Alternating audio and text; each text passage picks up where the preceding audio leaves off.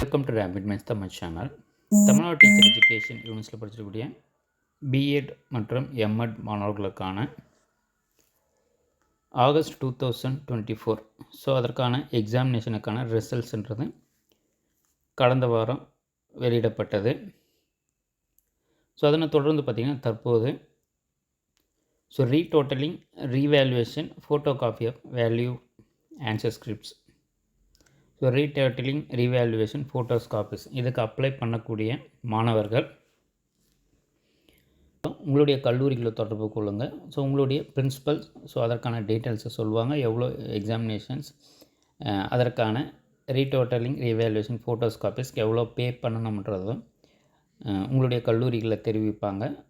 So அவங்களுக்கு நீங்கள் அமௌண்ட்டை கொடுக்கும்போது அவங்க காலேஜ் லாகின் வழியாக அதை யூனிவர்சிட்டிக்கு பே பண்ணிவிடுவாங்க. ஸோ தான் சர்க்குலரில் கொடுக்கப்பட்டிருக்கு.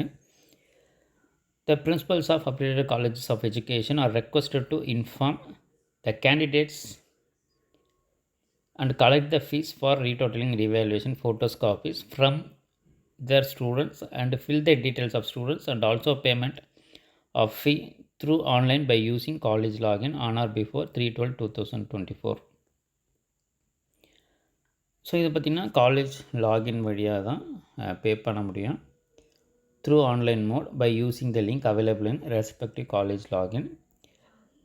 In this connection, the principals of related colleges of education are requested to submit the details of students applied for retotaling, revaluation, photos copies with the online payment receipt to the controller of examination on or before 6/12/2024 without fail.